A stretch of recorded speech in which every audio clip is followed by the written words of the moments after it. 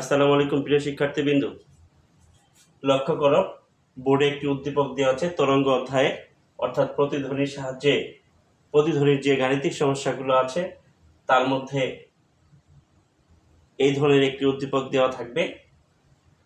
প্রতিধ্বনির ক্ষেত্রে যে সকল গাণিতিক সমস্যার সম্মুখীন আমরা হই, এই সকল ক্ষেত্রে দেখা যায় যে এই ধরনের চিত্র বেশিরভাগ ক্ষেত্রে দেওয়া থাকে। তোমরা এই ধরনের প্রশ্নগুলো ঘ নাম্বারের ক্ষেত্রে আসে, অর্থাৎ 4 নাম্বারের জন্য প্রশ্নগুলো হয়ে থাকে। যে প্রশ্নটা খেয়াল করো, এস উৎস থেকে কোনো ব্যক্তি শব্দ তৈরি করে প্রতিফলকের বিপরীত দিকে, প্রতিফলক হলো এদিকে, তার বিপরীত দিকে 25 মিটার পাওয়ার সেকেন্ড বেগে দৌড়াচ্ছে।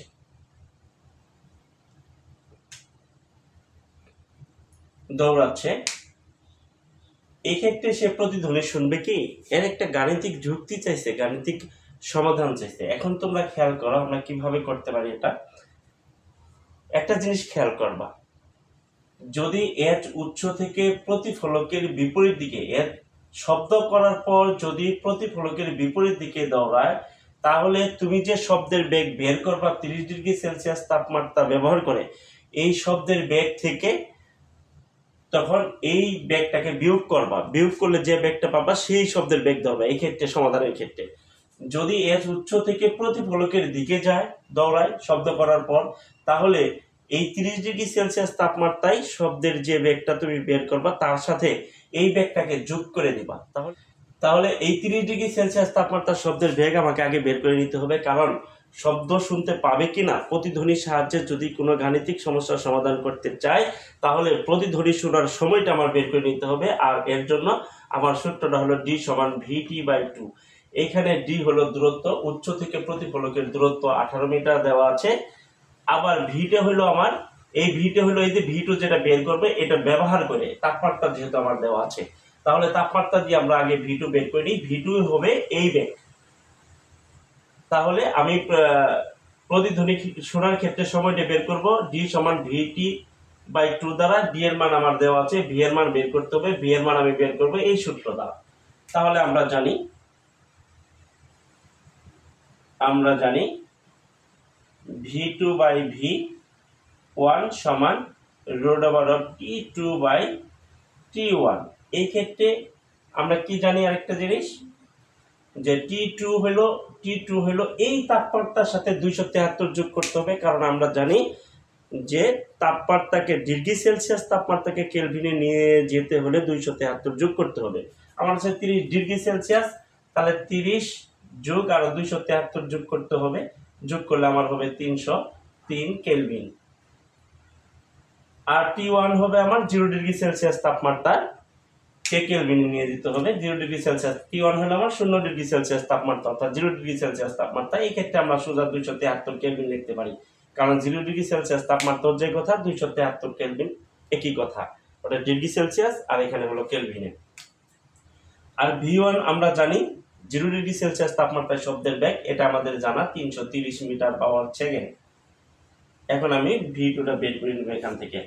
তাহলে V2/V1 হলো 330 সমান √T2 হলো 303 ভাগ T1 হলো 273। আমরা ক্যালকুলেটরে একে ভাগ করব, 303 কে 273 দ্বারা ভাগ করব। 303 কে 273 দ্বারা ভাগ করে আমি রুট করব, রুট করে যা পাবো 330 এর সঙ্গে গুণ করে দেব, তাহলে আমি V2 এর মান পেয়ে যাব। তাহলে আমি V2 পাইতেছি, V2 সমান 347.66 মিটার পাওয়ার সেকেন্ড। বাস, এখন আমি কি বলেছিলাম, যে এর উৎস থেকে শব্দ তৈরির বিপরীত দিকে যাচ্ছে, প্রতিধ্বনি শুনতে পাবে কিনা, তখন আমার কি হবে, আমার কোন সূত্র ব্যবহার করতে হবে, D সমান VT/2। তাহলে প্রতিধ্বনি শুনতে পাবে কিনা, এই সূত্র, কোন সূত্র ব্যবহার করতে হবে, D সমান VT/2। তাহলে আমরা লিখবো আবার D সমান VT/2। এখানে D সমান 18 মিটার, V সমান কত হবে, এই ক্ষেত্রেই বুঝতে হবে V সমান কত। খেয়াল করো, V সমান আমার কি হবে, যে এচ উচ্চ থেকে শব্দ উৎপন্ন করার পর সে কোন দিকে গেছে আমাকে খেয়াল করতে হবে। যদি বিপরীত দিকে যায় তাহলে যে শব্দটা তৈরি করেছে তার বেগকে বিয়োগ করে দিতে হবে, আর যদি উচ্চের দিকে যায় তাহলে যোগ করে দিতে হবে। কোন দিকে গেছে? বিপরীত দিকে গেছে, তাহলে এই 25 মিটার পাওয়ার সেকেন্ড বিয়োগ হয়ে যাবে।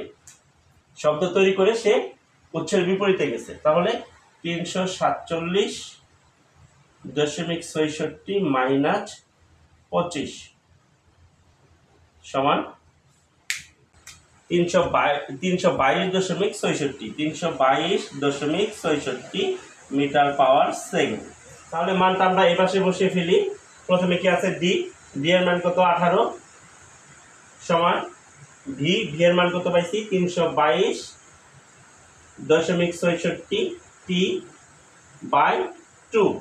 এখন আমরা আর গুণ করে ফেলি, নিচে মনে মনে 1 আছে, তাহলে কি হবে? 322.66 টি সমান 18 দোকানে 36 বা টি সমান 36 ভাগ 322.66 আমরা ভাগ করে ফেলি, আমরা কত পাইতেছি? সুতরাং টি সমান 0.11 এত সেকেন্ড। অর্থাৎ আমার 0.1 সেকেন্ড হলে প্রতিধ্বনি শোনা যাবে। যেহেতু 0.1 সেকেন্ডের চেয়েও বেশি বের হয়েছে, সুতরাং অবশ্যই প্রতিধ্বনি এই ক্ষেত্রে আমার শোনা যাবে। তাহলে যদি এই ধরনের প্রশ্ন থাকে তাহলে আমরা কি করতে পারি? যে উচ্চ থেকে শব্দ উৎপন্ন করে প্রতিফলক থেকে বিপরীত দিকে যাচ্ছে, যে বেগে যাচ্ছে সেই বেগটা শব্দের বেগের সাথে আমি বিয়োগ করে দেব, আর যদি উচ্চের দিকে যায় সেই ক্ষেত্রে আমি কি করব? যোগ করে দেব। আবার খেয়াল করা, যদি প্রশ্নটি এমন হয় যে এত উচ্চ থেকে কোনো ব্যক্তি শব্দ তৈরি করে প্রতিফলকের দিকে, বিপরীত দিকে না প্রতিফলকের দিকে 25 মিটার পাওয়ার সেকেন্ড বেগে দৌড়াচ্ছে, ব্যক্তি কি প্রতিধ্বনি শুনবে কি? প্রশ্ন যদি এমন হয় সেই ক্ষেত্রে কি করবে? যদি বিপরীত দিকে হয় তাহলে শব্দের বেগ থেকে তার ব্যক্তির বেগ বিয়োগ করে দেবা। যদি দিকে হয় তাহলে কি করতে হবে? এখানে যোগ করে দিতে হবে, আর বাকি সব ঠিক থাকবে। এখানে আমি শব্দের বেগ বের করব, তারপরে আমি কি করব? ঠিক একই সূত্র ব্যবহার করব। ডি সমান 18 মিটার আমার ঠিক থাকবে। শুধু এই ক্ষেত্রে আমি কি করব? যোগ করে দিব। যোগ করে দিলে আমার কত হবে? শুধু এই জায়গায় পরিবর্তন হবে আমার। এটা যোগ করলে কি হচ্ছে? 347.66 আর 25 যোগ করলে 372.66। তাহলে আমি সেম মান বসাই দিই। এখানে কি হবে? 372.66 372.66 372.66। তাহলে এখানে যে ভাগ হবে 372.66 ভাগ করলে আমি কত পাইতেছি? খেয়াল করো, ভাগফল আসতেছে আমার 36কে 372.66 ভাগ করলে 0.09। দেখো 0.096, অর্থাৎ 0.1 আসে নাই, 0.1 এর চেয়ে কম হয়ে গেছে। যেহেতু আমার প্রতিধ্বনি শোনার ন্যূনতম সময় হলো 0.1 সেকেন্ড, এই 0.1 সেকেন্ড যদি হয় তাহলে আমি প্রতিধ্বনি শুনতে পাবো। যেহেতু 0.1 সেকেন্ডের চেয়ে কম হয়ে গেছে, তাহলে এখানে প্রতিধ্বনি শোনা যাবে না। তার মানে শব্দ উৎপন্ন করে উচ্চের দিকে দৌড়াতে থাকলে, এই ক্ষেত্রে এই 25 মিটার পাওয়ার সেকেন্ড বেগে যদি উচ্চের দিকে দৌড়াতে থাকে, সে প্রতিধ্বনি শুনতে পাবে না। কারণ উচ্চের দিকে দৌড়ালে ওই বেগকে, যে বেগে দৌড়াবে সেই বেগকে শব্দের বেগের সাথে যোগ করে সময়ের মান বের করতে হবে। তাহলে কোনো ব্যক্তি যদি শব্দ উৎপন্ন করে উচ্চ থেকে বিপরীত দিকে চলে যায় অথবা উচ্চের দিকে চলে আসে, তাহলে আমরা প্রতিধ্বনি শুনবে কিনা এভাবে বের করতে পারি। আজকে এ পর্যন্তই। আল্লাহ হাফেজ।